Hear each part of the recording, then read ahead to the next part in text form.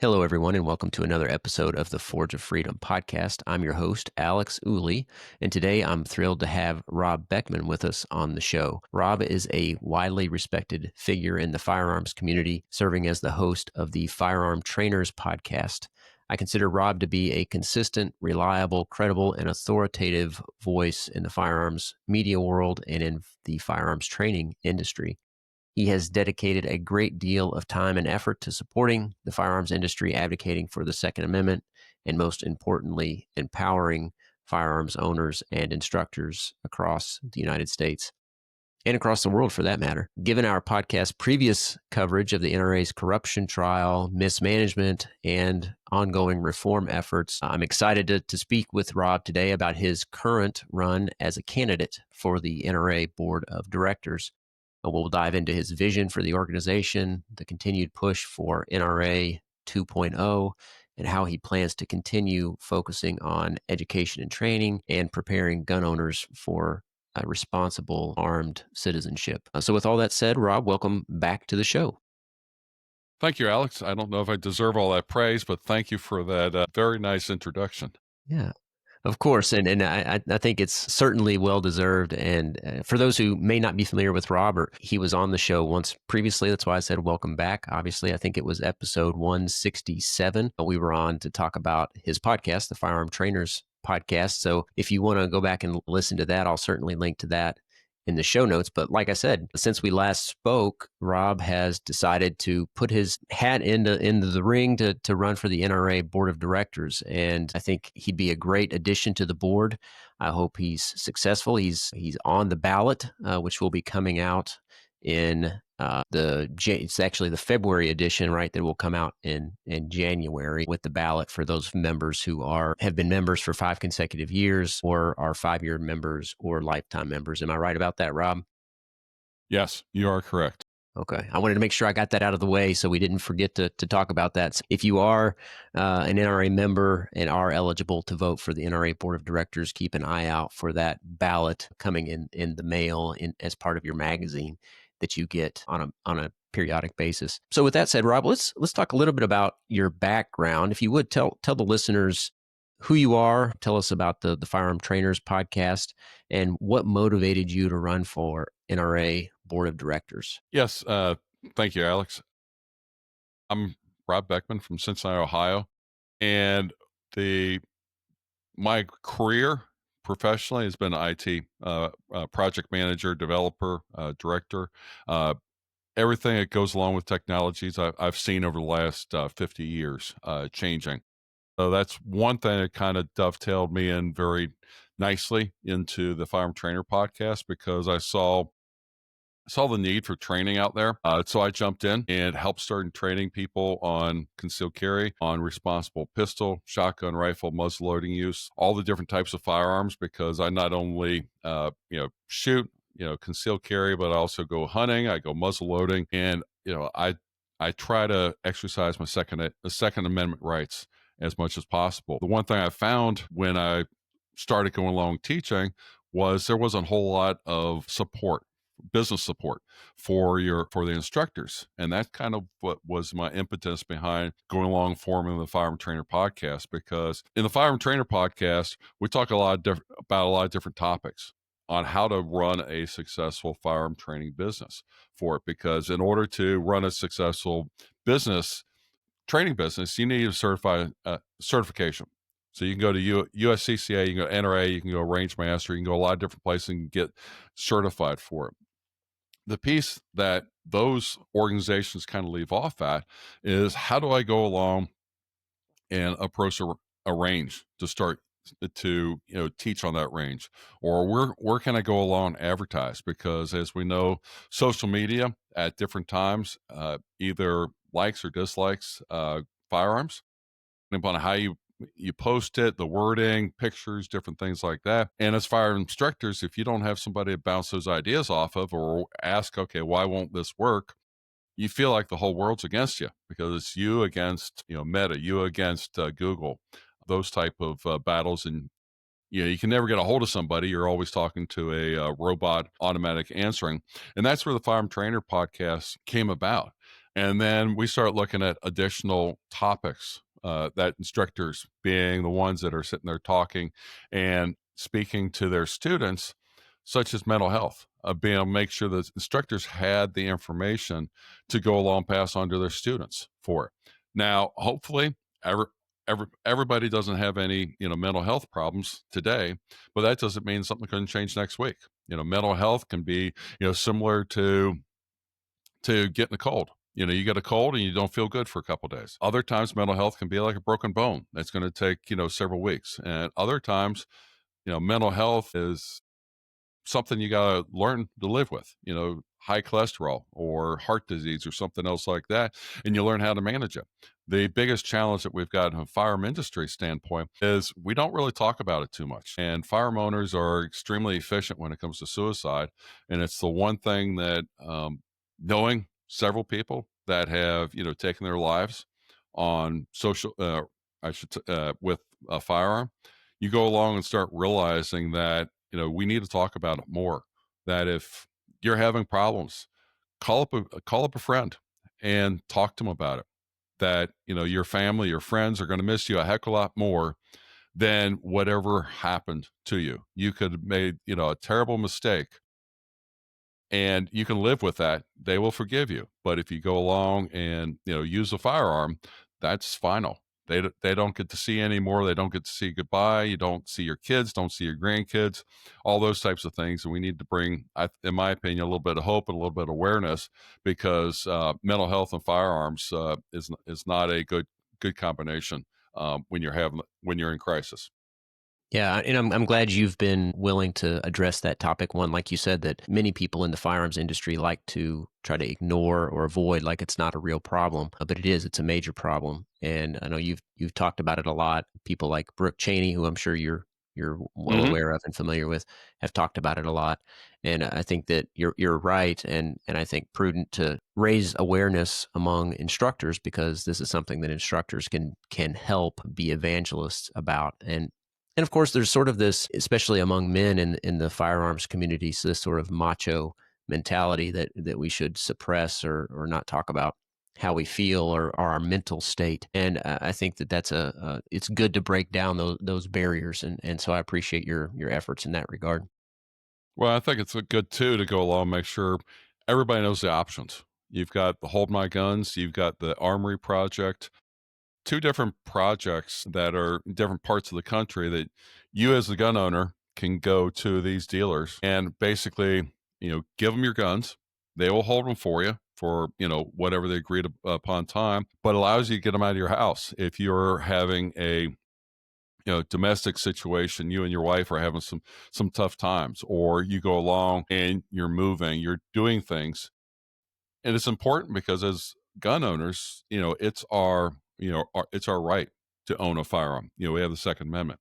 But one of the things that doesn't get talked about a whole lot is the responsibility around it, to where, okay, it's your right to own a firearm, but you have to be responsible for it. When you've got a little kid and they can get to a loaded firearm, that you're not being responsible. I don't care who's right, what rights you have. You've got to realize you've got a responsibility to that kid to keep them safe for it. If you make your firearm accessible to criminals, because when they break in your house, they're not locked up or secured properly, that's a responsibility that you got to take seriously for it. And there are ways to get around that without impeding your ability to go along, defend yourself, your ability to go along and exercise your Second Amendment rights. Yeah. And a lot of people think, you say, okay, you have the right, but it comes with a responsibility. They think the but inevitably means you're advocating for more laws, more regulations, and that's not the case. You're just advocating that people who appreciate and enjoy their freedoms exercise their rights responsibly, because that helps preserve our rights and the rights of our future generations. Personal responsibility is incredibly important when it comes to all sorts of rights, but especially the right to keep and bear arms. Yeah, it's that responsibility that us as gun owners, we need to talk about, firearm instructors, owners, because we'll have a lot more influence than a politician in our state capital or in Washington, D.C. going along saying, you must do this, because there's a whole lot of drug laws out there that they say you must do this and can't do that, that everybody ignores. And, that's where if you get the people talking, on the ground about it, then you find, real solutions to it, and people realize that, hey, I've got a responsibility here. It doesn't hurt anybody for me being responsible about it. It hopefully saves a lot of heartbreak for Yeah. people. Yeah, exactly. Yeah, so, I care deeply about the right to keep and bear arms and freedom, and I know you do too. We're not advocating for more laws. We're advocating for people to be more responsible and to be evangelists for responsible armed citizenship. So yeah, so you started the Firearm Trainers podcast. Was it 2019 when you started the podcast? 2019. Okay. And like you said, you cover a wide range of topics on the podcast. And I'm going to put up the webpage for your podcast here just for those who are watching the episode on YouTube or by video somewhere. You can see here the episode most recently, the personal security. Actually, I think you have one since then. Women in Yep, we just competition. came out with one today. Yeah, so women in competition, personal security, mentoring. You can just go down the line here. Instructors Alliance, all sorts of topics, great topics recently, great guests. And you've got quite a catalog of great guests and episodes from the past. So definitely go and check out the Firearm Trainers, trainerpodcast.com. Yeah, I'll we're link in to our that. 10th season and over 350 episodes. So there's a Okay. lot of topics. And one of the things that I think is very complimentary, because I like topics that'll stay around for a long time. We don't cover current events per se. We cover current interest for it. And one of the things that I found talking with people for my NRA run is, although it's called the Firearm Trainers Podcast, and there's a lot of trainers, instructors that listen to it, there are also a lot of individual citizens that listen to it, because things like the personal security, the women in competition, mentoring, those are universal topics that are Mm-hmm. apply. And take that as a big compliment when individuals, not instructors, go along as they have been listening to this. And yeah, maybe we talk about getting instructor certification. People skip over that. But when you talk about personal security, that's one of those things that applies to you as an instructor or you as an individual. And I'm very proud that you can cover both segments there. Yeah. Yeah. And even going further, you've got one over here, church security. That's not Mm-hmm. universal like personal security, for instance, but many of the principles that you talk about with regard to church security are universal. So even if you don't go to church, many of the topics and principles that are discussed and those sorts of conversations are Church security universal. applies to your business security, applies to, your, even some of your home security, about, how what you do and what you're prepared for. Right. Exactly. So that's a little bit about your background with the podcast. Now I want to get into a little bit about the NRA and your decision to run for the NRA Board of Directors. Most people who have been listening to the podcast for any period of time know that I've had quite a few people on to talk about the NRA and its legal troubles over the past few years. Of course, the NRA was in the grips of a corruption trial in New York for quite some time. That trial is over. The consequences phase of that trial is also over, although there is still some ongoing fallout from that. But in the midst of all of that, there was this effort, this NRA 2.0, this reform effort ongoing to try to correct and steer the ship of the NRA in the right direction, to get away from this corruption and try to regain the trust of its members. And to be frank, the NRA has suffered great harm from the misdeeds of former directors and former officers. Thankfully,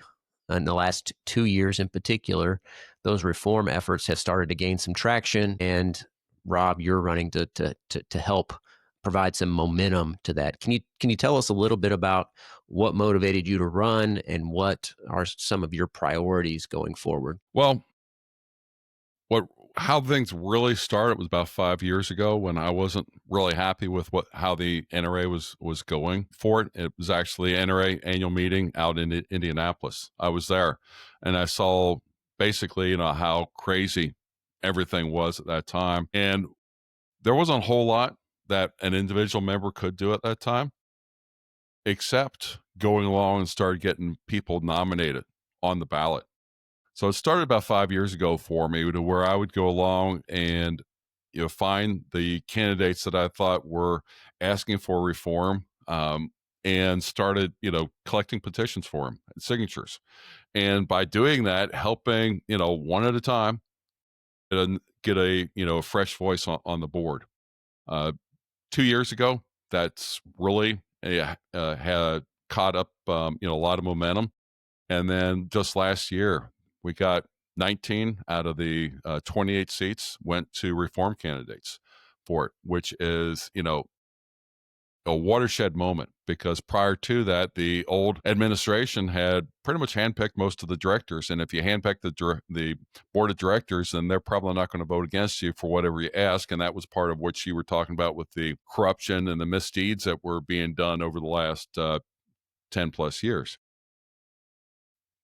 My work over the last 5 years in helping other people get onto the board kind of came to back to roost with me when they called me up this summer and said, we really need somebody with your drive and your background, being that I'm into IT, social media, to be on the board. And honestly, my first reaction was, nah, I don't, that's for somebody else who's better known, somebody who's got aspirations, to be in the limelight. That. But I went and talked to a few other of the board members that I've helped get elected. They actually convinced me that they needed people to go along that were willing to get involved, willing to go along and stand up and say, this is what's right. We can't do it that way. And, bring faith back to the board of directors. And that's where I'm not one normally to, back down or go along and let somebody else do things. If somebody says, hey, can you do this? I would rather step up and do the job than to go along and say, no, I'll let somebody else do that. I'm just not somebody to take a back seat a lot of times, kind of type A personality.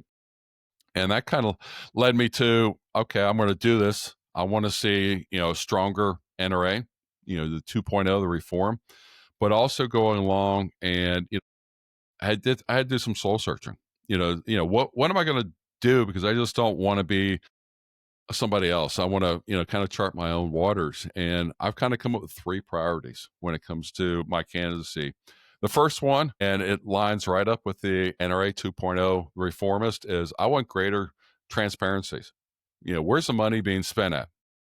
So that people, the members, have confidence in what's going on. The NRA is a large organization. They've got money, but we want to make sure as members that the money's going to the right place. We spend $35 a year on our membership, or more if you're a lifetime member, and you want to have faith that it's going to a good cause. You want to have faith that it's going to promote the Second Amendment and not going to some other pet projects or private aircraft, designer suits, things like that, to where you go along and say, wait a minute, that's something I don't have. I would never have in my lifetime, designer suits, but somebody felt it, that they deserved it, previously. Now they're no longer with the NRA, so that's a good thing for it. But the transparency is the number one thing, where you got the faith, and then that'll help things out. The second one is to go along and,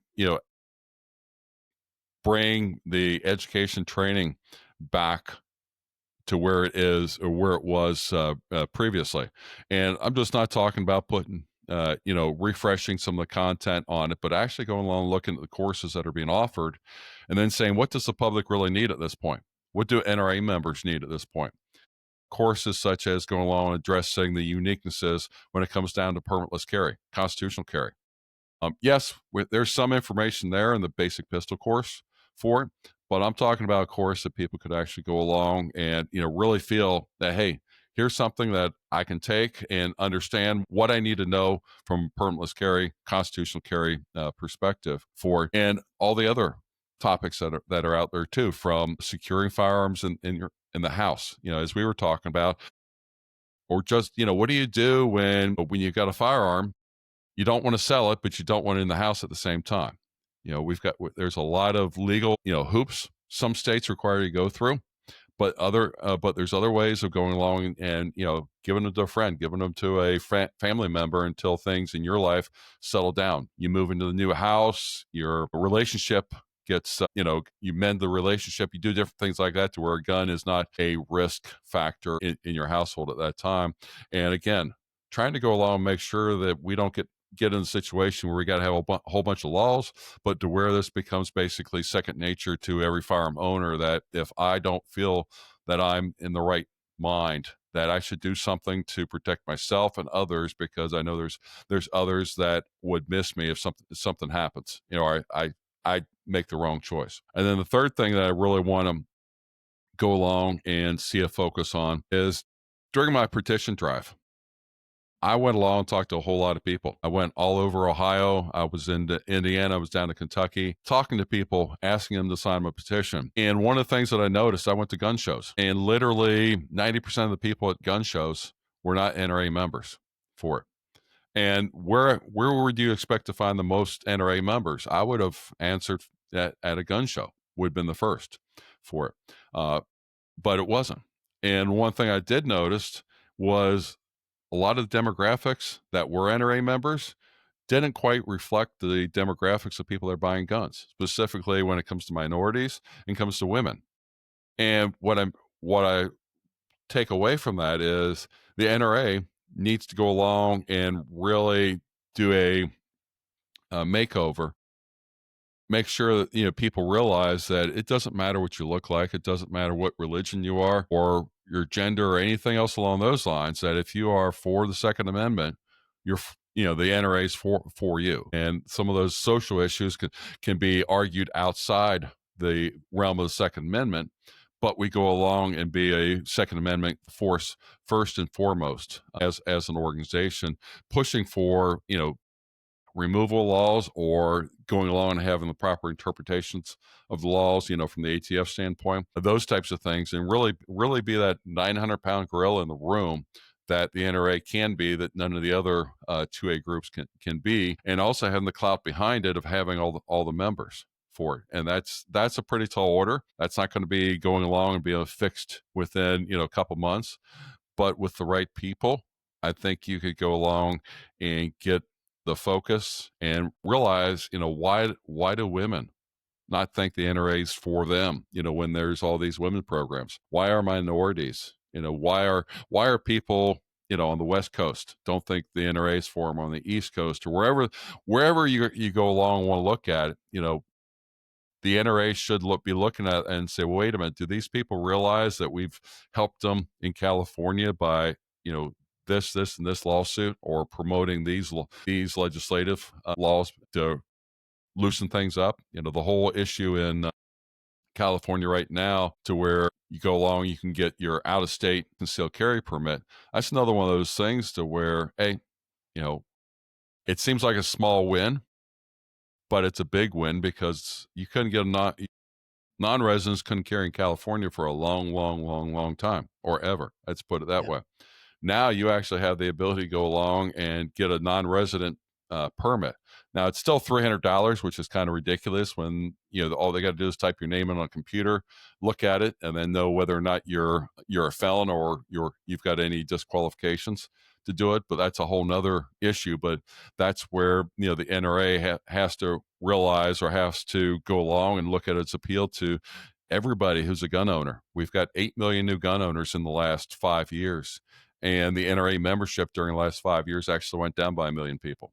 Yeah. That's one of those statistics that somewhere along the lines we need to address, so people that are buying guns realize the NRA is really, whatever the reason you're buying a gun, the NRA is making that possible through its efforts across the country. Yeah, and you're right. The NRA membership has been dropping for a number of years, especially in light of the corruption that was revealed by the trial in New York. Thankfully, the reform effort has gained some traction and started to steer the ship in the right direction finally. And you alluded to this earlier, but I want to point out, and I appreciate your modesty. I think a lot of people may not appreciate this, but you mentioned that you didn't think you were the sort of person who should be on the board of directors. But I think I would disagree. You're exactly the sort of person who should be on the board of directors. The NRA Board of Directors has historically been sort of a place for people just with name recognition. And the board of directors was largely just a placeholder and a sort of a yes man or a yes board for Wayne LaPierre, who was, of course, at the center of the corruption and the issues that were raised in the trial in New York. And part of that was extenuated by the fact that the board of directors was largely controlled by who was selected by the nominating committee. And I want to talk Hmm. about that just a little bit. Essentially, what was happening before was that if you weren't selected by the nominating committee, you had basically zero chance of getting onto the board of directors. And the people who were on the nominating committee were people who Wayne LaPierre approved to be on the nominating committee. And he was able to build this sort of moat to have way too much control and influence over the NRA. And that's what enabled much of the corruption. Thankfully, that has changed. And there are now people like you who have not only been selected by the nominating committee, but who have gotten onto the ballot by petition. I know John Richardson, I think, was one of those people. I think you Hmm. mentioned that you're one of three this year who are on the ballot by not only by selection from the nominating committee, but also by petition. Could you talk a little bit about that and what it took to get onto the ballot just to begin with? I was originally I was approached by other board members saying, "Hey, we need you. We're going to put you in, to the nominating committee and see if they'll nominate you." I had no idea, but again, when I go after something, I tend to jump in with both feet, and that's where I said, "Okay, I'm not going to wait for somebody to tell me that I didn't get nominated." I went along and said, "I'm going to go and get, the petitions at the same time," and what that required me to do was to go along and get a minimum of 63 valid signatures on paper or electronically. 2025 was the first year that the NRA allowed people to start going along and collecting nominations electronically for it. They had set up a website; you can actually do it, which is one of those things where, from a modern organization standpoint, not have been going along collecting signatures that way for the last 20 years just kind of underscores how archaic some of the processes were for it. Uh, Even the collecting the signatures, I would go along, collect them. I would go along, get the member numbers for them, and then send it in. And it would still take them about 2 to 3 weeks to validate those signatures. So it was a very arduous uh, process. Think I collected somewhere in the neighborhood of about 600 signatures. About a little over uh, almost 500 of those were valid as far as being the lifetime members or a continuous member for 5 years. But it really takes a lot of time to collect those signatures that you're going to those gun shows. You're talking to people because I go and I ask you, "Hey, would you mind, signing my petition?" And people be like, "Well, what's your ideas? Why should I nominate you versus somebody else?" And quite honestly, as much as that took up more time, I appreciate people being honest about that because I wanted people to actually go along and think about who they're voting for. Don't just vote for the first person on the top of the ballot or do something else like that. Actually know what it is, and that's part of the reason reaching out to you to come back on the podcast I think was important because I want people vote for me, but I want people to vote for me because of who I am, not because I'm on the list, not because I'm from Cincinnati, Ohio, but because they hear what I'm talking about. They know I'm sincere about it, and I really want to see the NRA be the strong organization to really help us with our gun rights going forward. Yeah, and you have to get that nomination by petition, you have to engage with the membership. You have to talk to members who are eligible to vote to get on the ballot to begin with. And I think that's an important process. Whereas before, so many people were just getting on the ballot by the nominating committee and were basically just there as honorary sort of members of the board and weren't really Hmm. functioning members of the board. They didn't show up to meetings, they didn't engage with members, they didn't engage with the board, and they just sort of let Wayne LaPierre and his supporters run things. So we need an engaged board. We need a board who is connected and has a temperature on the membership. And we need more people like you who are sort of more grassroots people, but who have lots of experience and education and knowledge to bring with it. So I'm glad to see that you put your name in the hat to run for the NRA board. I'm really encouraged by what the NRA is doing as far as the president and executive vice president, Doug Hamlin, they're a lot more accessible than the old regime was for it. And Yes. that's one of the things I think is extremely important, because if you insulate yourself too much, you lose perspective about what's going on around you. And I think you can identify with this. When we were at the NRA annual meeting down in Atlanta this spring, when Doug Hamlin walked around, he had one person with him, his marketing guy. That was it. Anybody and everybody could walk up to Doug Hamlin and tell him whatever they wanted to, which was great. And because Doug Hamlin would go along and tell any member, we screwed up, we've got to fix things. And he wasn't sugarcoating it, he was being honest about it. The old regime, I've seen him many times walking around the convention floor, and the one thing that I thought was always not was not very tasteful is he had a little circle around him that you couldn't approach him, you couldn't talk to him unless he allowed you to get inside of his circle, because he had his own security, had all his handlers. And for a member organization, keep in mind we are a member organization, to have that insulation for the people that are running it from the people that are actually paying the bills, that are paying their memberships and different things like that they should be working for, I think is egregious. And I'm glad to see Doug Hamlin take a completely different view.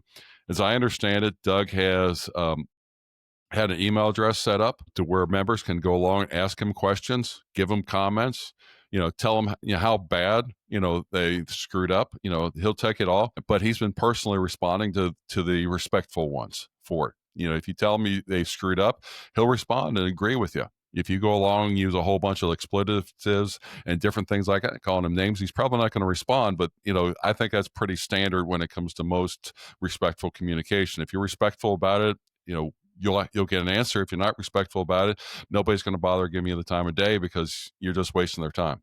Yeah, I agree. And I totally agree with you about Doug Hamlin, who, for most of our listeners would know, Doug Hamlin is the new executive vice president, took over Wayne LaPierre's position, is essentially the CEO of the NRA, but officially the executive vice president.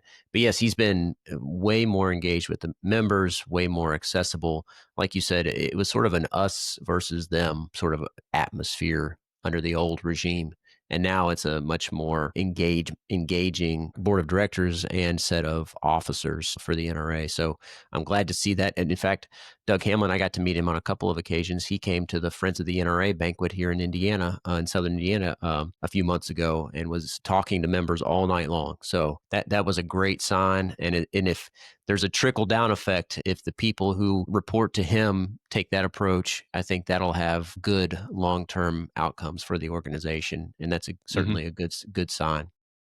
Well, one thing I can say from a trickle down standpoint, I'm also vice president for Ohio Rifle and Pistol Association. So I get monthly invites to the state association meetings with the NRA, and they started them back up this year. And it's great to go along and actually feel like we've got two-way communications back to the NRA. Ohio Rifle and Pistol is the NRA organization for Ohio, and we would send them a lot of information. And we didn't always feel like we were getting any information in return. It was a one-way street for it. Now it's much more of a two-way street for it, and we can have ongoing communication there, facilitating communication between the state organizations, to where we've talked to Indiana, we've talked to Illinois, Kentucky, New Mexico, and we're all in the same boat.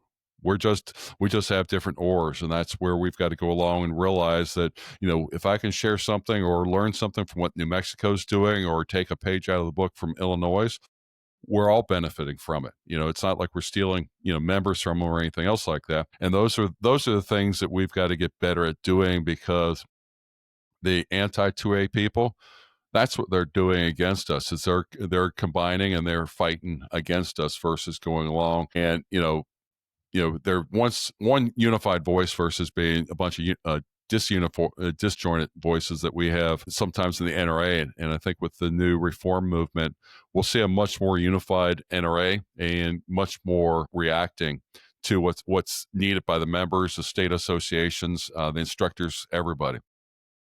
And while we're on the topic of sort of changing the culture in the NRA, one of the things I've been glad to see in that regard is that the NRA is starting, I think, to do a better job collaborating with friendly organizations like Gun Owners of America, Firearms Policy Coalition, Second Amendment Foundation. Historically, the NRA has been very bad about that. They've sort of seen the Second Amendment as their own turf and that these other organizations were competition. And I think that's the wrong approach to take. These organizations do great work, are very effective, and I think can augment and enhance what the NRA is doing. And I think that we're better off working together with those organizations than we are working against them, because we know that the anti-gun movement has lots of money, lots of influence, and we're better off with a united front with these other organizations than we are fighting individually. So I've been glad to see that sort of approach, and I'm sure you'll continue to try to foster that sort of change in the culture, assuming that you're elected this coming spring. Hmm.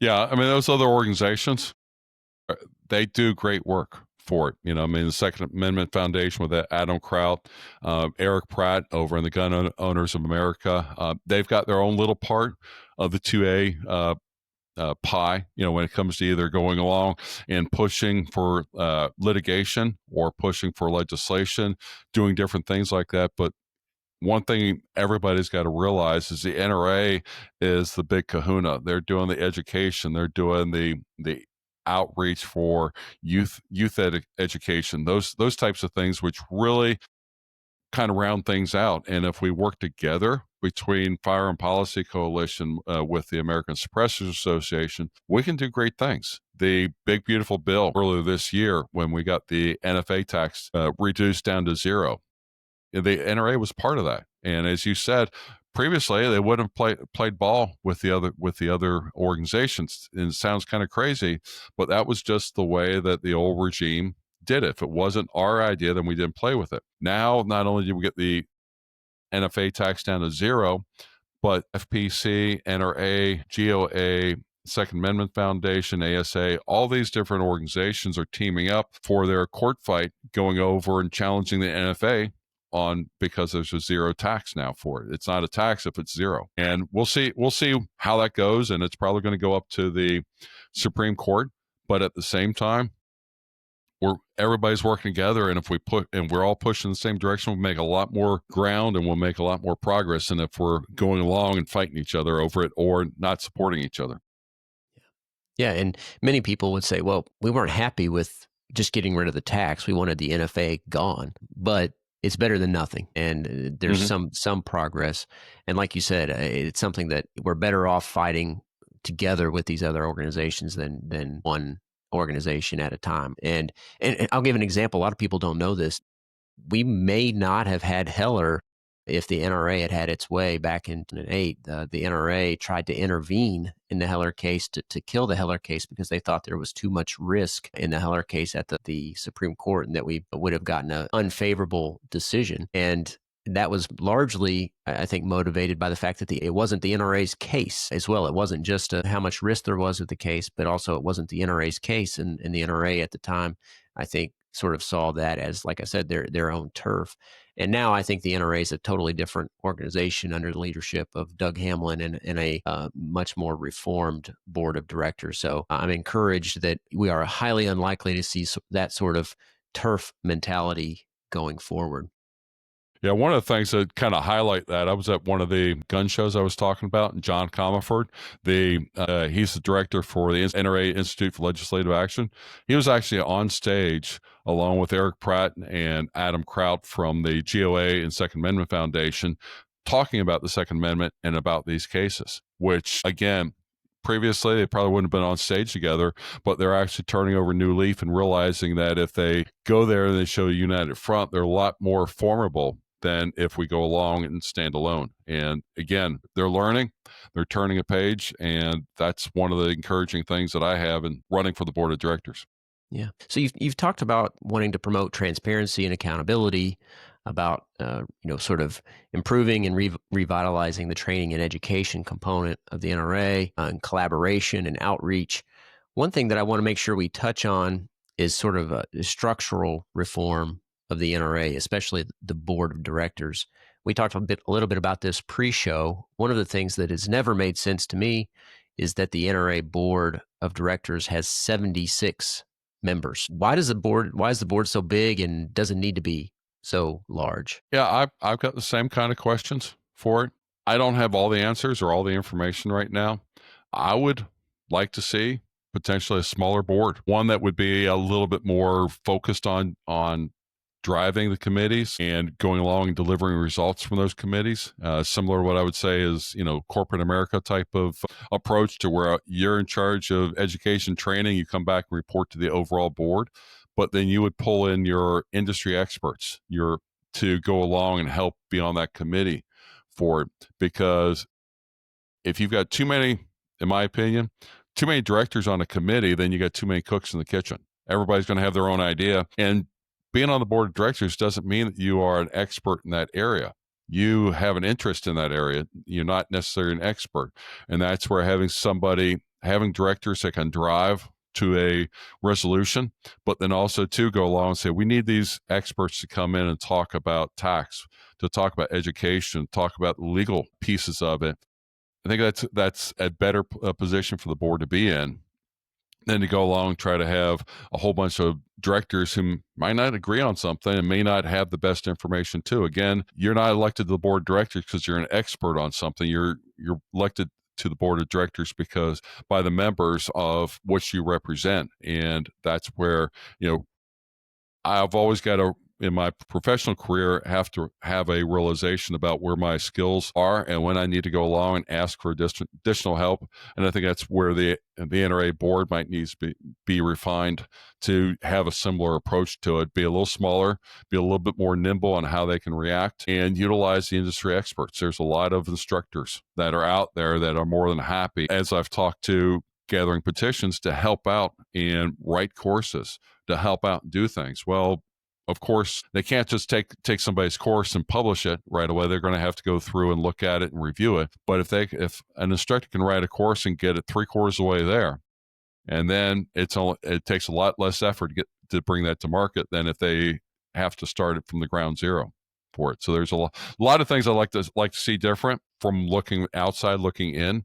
My views might change once I get on the inside, but it's one of those big questions in my mind, because I don't know of any other board that has that many members. I've been on board of directors previously for the local Boy Scout Council, and we had 30 or so people, but nowhere near the 76 the NRA has. Yeah, And that's just makes it tough to manage. yeah. And I mean, let's face it, Apple, for instance, Apple Inc., one of the largest companies in the world, has 8 on their board of directors. NVIDIA, the largest company, I think now by market capitalization, has 12. So to me, 76 just seems way out of the realm of a realistic size for a board of directors. Even though the NRA is a large organization, it doesn't come close to the size of an organization like Apple or NVIDIA in terms of its market, in terms of its customer base, in terms of, by any metric, it's not nearly that big. So I think that 76 is far too many, far too unwieldy. I think that's part of the problem and why it's taken so long for reform efforts to take effect, is that these elections happen in 3-year cycles. And it took a long time to change the balance of the board of directors to a more reform-minded board because there are so many people on the board of directors. So that's part of the problem too. It makes the organization far less nimble, far less able to adapt, and far more susceptible to that sort of moat that formed around Wayne LaPierre that enabled the corruption. So I think there are lots of problems with it. I think that, like you said, if you have a smaller board, the reason you elect somebody to the board of directors is not because they have some particular expertise necessarily, but because they share the vision that you have for the organization, and you trust them to pursue that vision for the organization. And that may mean they have to form from time to time committees of outside experts or advisory council to address a particular issue. Is that a fair characterization? Yeah, and I would even put it this way: if I get elected to the board of directors and we reform the board, and in 3 years I don't get reelected or don't run again because there's not enough spots, I would take that as a win, simply because my purpose of running is not to go along and pad my resume, from a career standpoint. It's to bring back and strengthen the NRA. And if in 3 years I step back from it and I say, look what we got, and they've doubled their membership, doing different things along the lines that I was able to help implement, I'd be more than happy. And if they want to call me back to be on one of these industry expert panels or something to help the NRA out, but not be a board member, I'd be happy to do that too. It's, I'm really looking at this as being to help reform the NRA and make it, back into the pro 2A organization that it needs to be for, to protect our rights. Yeah. There you go. I mean, I think that's think indication of how much you care about the NRA. You care so much about it that you're willing to work yourself out of a job from the beginning, right? I mean, I think Hmm. that's the attitude that people need to have. Well, here's something that will probably shock a few people. I hope I can get on the board of directors, this petition wise, but I'm also not going to be running the next 3 years going along trying to get off. I don't make this, because my biggest goal, or I've already accomplished, and that is going along and raising the awareness the NRA is reforming.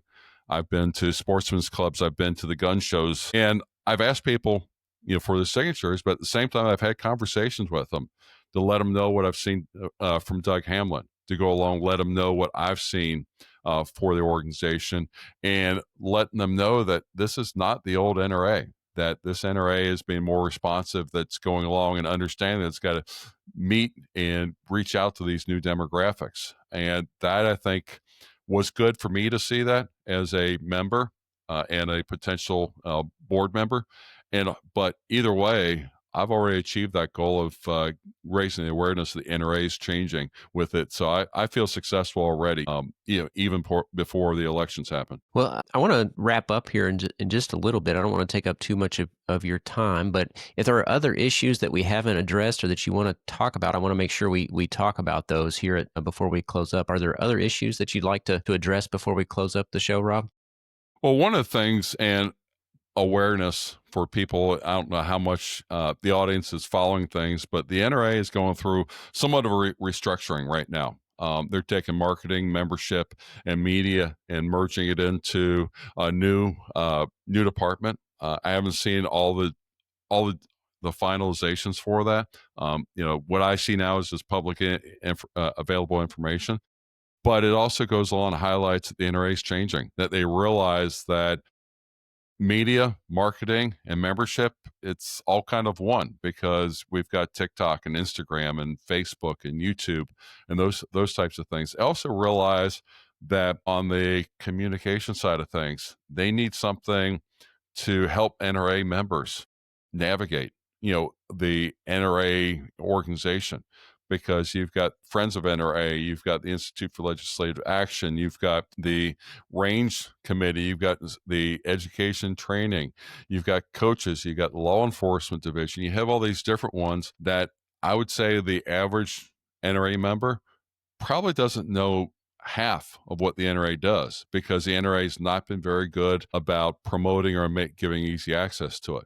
I'm glad to say that the information I've been able to read, the board is taking it seriously, and over the next 6 months, they're supposed to be coming out with their first NRA app that you'll be able to load onto your phone and start looking at this. Because as an instructor, there was nothing the NRA was made easy to push people toward my training. As a member, for a volunteer for Friends of NRA banquets, there was never really a good way to be able to see, okay, what's going on at this point and who's all going to be there, speaking, doing different things like that. And those are all things that, in today's world, I mean, we can all identify with the TikTok and Facebook and Instagram. It's on our phones. We see it all the time. The cute cat videos. How many we see every day? But the thing is, we don't see anything from the NRA. And that's one of those things where the NRA has got to re-examine how their marketing communications working to reach those new demographics. And also, as we talked about before, reach those new topics to go along and make sure people get educated about responsibility of gun ownership. It's your right, but it's your responsibility to know how to go along and properly handle that firearm so that you or anybody else doesn't get accidentally hurt by it.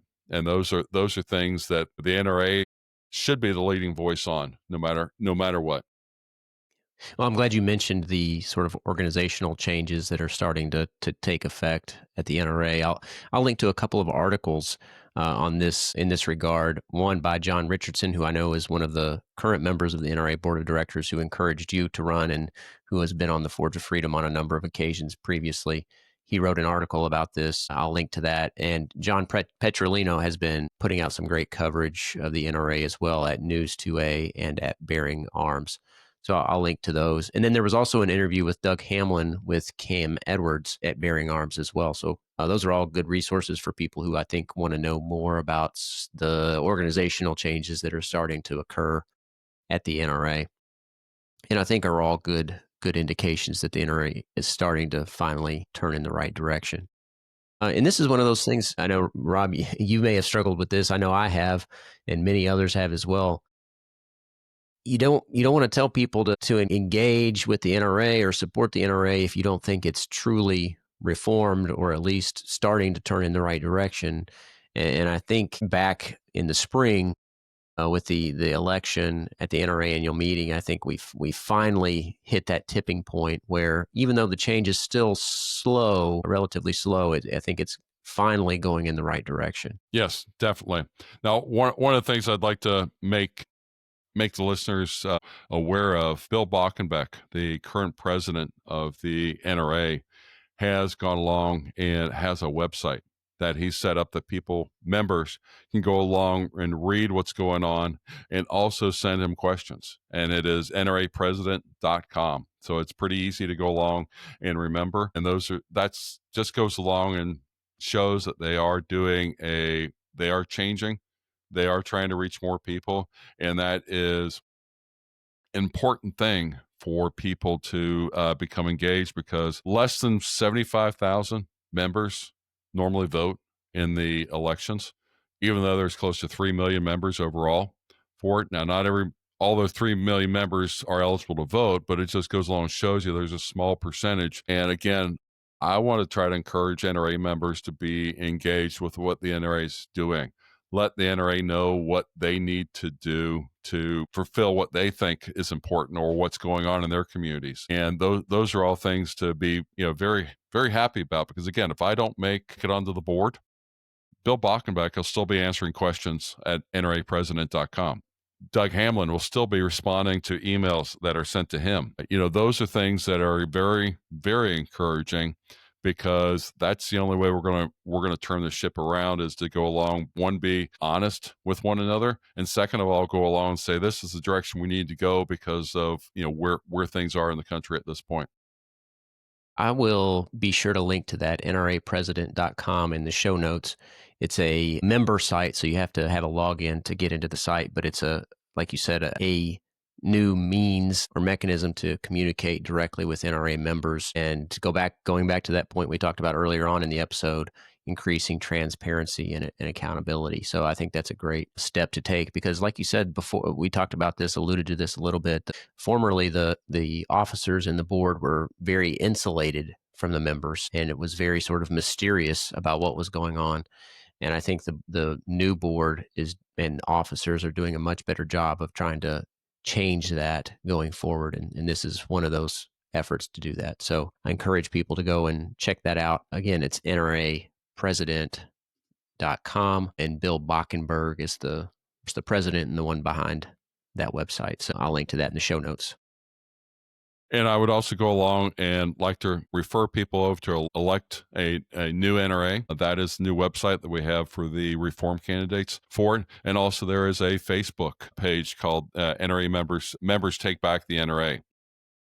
All those are really good information, because again, become engaged, understand what the reform movement stands for, and ask questions about it. The Members Take Back the NRA, I've been fairly active over there, and there's other board members that are also active there, listening and giving information about what's going on, so members can be informed. Again, this is not the old NRA. I know I've said that before, and they're really trying to be engaged. And if I get on the board, I'm going to continue pushing it to be even more engaged. If I don't make it on the board, guess what? I'm still going to be that voice going along and saying, what about this and what about that? I think we need to do this, because I want to see a strong NRA. It's the best organization out there to help protect our Second Amendment rights, along with all the other organizations. Well, Rob, thank you so much for coming on the podcast. If there's anything else you'd like to add, please do that. But also let the listeners know where they can get in touch with you. Of course, I'll link to firearmtrainerpodcast.com. And if people have questions or want to know more about you, where can they go? Trainerpodcast.com has my podcasts on it. You can go along, read my bio on the Elect a New NRA .com website. And if people have questions for me directly, feel free to email me directly. And that is Scouter65. That's SCOTER 65 at gmail.com. That is my personal email address. And I'm trying to be open and honest and transparent. If people think that, my priorities are wrong, let me know. And, we'll have a discussion about it. Again, respectful communication is, what I'm all about. And, I'm all ears. People got ideas for what the NRA should be doing. Again, reach out to me. Let's have a conversation about it, because again, we need a strong NRA is the bottom line in my mind for it. And I'm willing to stand up and help make it a strong NRA. Well, Rob, thanks again so much for joining the podcast. I appreciate the time that you've taken to join the podcast, but also to put in the effort to run for the NRA Board of Directors and try to steer it in the right direction. So thanks again, as always. Yeah, we'll know at the end of March whether I made it or not. So if anybody's wondering about that, won't know in February. It won't be until March. So fingers crossed for it. It'll be a nice spring. It'll be a nice present for the spring when it starts warming up in March there. There you go. Yeah, and I'll mention again, we mentioned at the beginning, keep an eye out for that February magazine that's being sent out in January. So that's the magazine that will have the ballot if you're an eligible voting member. And if you're not, if you know somebody who is, be sure to let them know about Rob, about this episode, and direct them to find out more information about who they may vote for. Thanks again, Rob. Like I said, I appreciate your time and effort, and hopefully you are a new NRA board member next spring. Well, thank you for having me on, Alex. Thanks, everybody, for tuning in. As always, you can find the podcast on YouTube, Rumble, Facebook, and X at Forge of Freedom and at forgeoffreedom.com.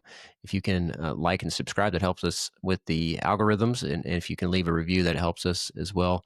If you want to leave a comment about the episode, I always try to respond to the comments as quickly as possible. And as always, I look forward to the next episode. I'll actually be talking with Greg Ellifritz next week about a recent course that I took with him, tactical first aid and system collapse medicine. So I look forward to recording that episode with him, and hopefully you'll be able to tune in for that in about a week. Thanks everybody for tuning in, and until next time, remember, you are the Forge of Freedom.